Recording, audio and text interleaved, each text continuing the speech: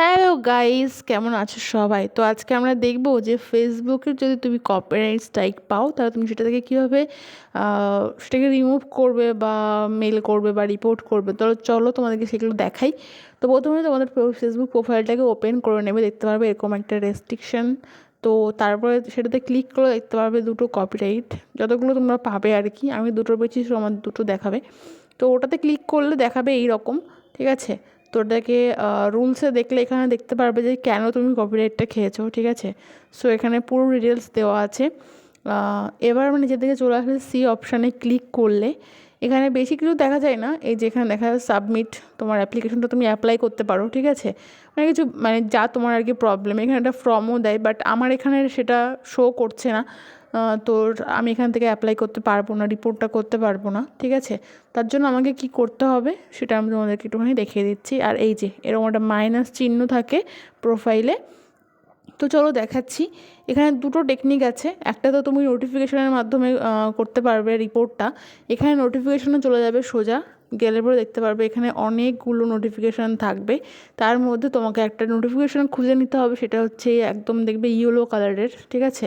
তো সেটা আপাতত খোঁজাখুঁজি চলছে, তো সেটা খুঁজে বের করবে। আর আরেকটা জিনিসও থাকে, সেটা হচ্ছে সেটিংসে গিয়ে রিপোর্টে যেতে হবে, ঠিক আছে। ওখান থেকেও তুমি রিপোর্ট করতে পারো, কোনো ব্যাপার না। তো ফাইনালি আমি নোটিফিকেশানটা পেয়ে গেছি, তারপরে ক্লিক করলাম। ক্লিক করলে সেম এখানে ওই একই জিনিস দেখাবে যেটা তোমার প্রোফাইল মানে আর কি দেখাচ্ছিলো এর আগে যেটা। তো সেটার উপরে ক্লিক না করে সাইড দেখবে থ্রি ডট আছে, থ্রি ডটে ক্লিক করলে দেখবে একদম নিচের দিকে রিপোর্ট বলে একটা অপশান আছে, ক্রিয়েট এ রিপোর্ট। তো ওটার উপরে ক্লিক করলে সোজা চলে আসবে একটা অপশান। তো এটা হোক আগে, দেখতে পাচ্ছ লোডিং হচ্ছে, তো হয়ে গেছে। তো একদম নিচে স্ক্রল করে চলে যাবে, ঠিক আছে। ওপরে কোনো কাজ নেই, নিচে গিয়ে দেখবে এখানে ইনক্লুড বলে একটা অপশান আছে, ওটাতে ক্লিক করলে পরে এখানে মেন জিনিসটা এখানে আছে। তো এখানে প্রথমে তোমাকে ছবিটা অ্যাটাচ করতে হবে, যে আগের যে পেজটা তোমরা দেখতে পারলে যেখানে আমার কপিরাইটটা এসছে, সেখানকার কতগুলো স্ক্রিনশট এখানে তুমি মানে অ্যাড করে দেবে, ঠিক আছে। ওগুলো আগের থেকে নিয়ে রাখবে। তো আমি রীতিমতো সেই যতগুলো স্ক্রিনশট নিয়েছি সবগুলো এখানে অ্যাড করে দিচ্ছি। তো এইভাবেই তোমরা পরপর গ্যালারি থেকে ছবিগুলো অ্যাড করতে পারবে, এখানে অ্যাটাচমেন্ট দিতে পারবে, ঠিক আছে। তো এই হচ্ছে কাজ, আর বেশি কিছু নেই। আর মেন এই জিনিসগুলো একটু ফলো করবে, তাহলে দেখবে প্রবলেম ঠিক হয়ে যাচ্ছে। আর ওপরে একটু ডেসক্রিপশান দিতে হবে, মানে কী প্রবলেম, কেন কী হয়েছে সেগুলো টোটাল এখানে লিখতে হবে। লিখে তারপরে কিন্তু এখানে তোমার প্রোফাইলের লিঙ্কটাও দিয়ে দিতে হবে, ঠিক আছে।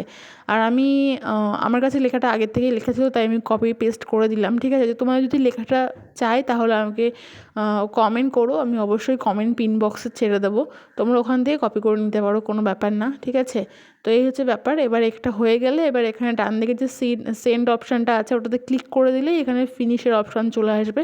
যতক্ষণ এটা ফিনিশ হচ্ছে ততক্ষণ এই পেজ থেকে রিমুভ হবে না, তাহলে কিন্তু ব্যাপারটা ক্যান্সেল হয়ে যেতে পারে। তো এটাকে ওয়েট করতে হবে যতক্ষণ না ফিনিশিং হচ্ছে, ঠিক আছে। তারপরে কিন্তু মোটামুটি হয়ে যাবে। তো এটা হয়ে গেলে মোটামুটি কতক্ষণ টাইম লাগে, 48 ঘন্টাও হতে পারে, 24 ঘন্টাও হতে পারে। তো এই মেসেজটা যতক্ষণ না আসছে ততক্ষণ কিন্তু শান্তি নেই, ঠিক আছে। তো এটা যখনই চলে আসবে তখনই মনে করবে যে হ্যাঁ ঠিক আছে, প্রসেসটা কমপ্লিট হলো। তো এইভাবেই তোমরা করতে পারো, অসুবিধা নেই। আশা করছি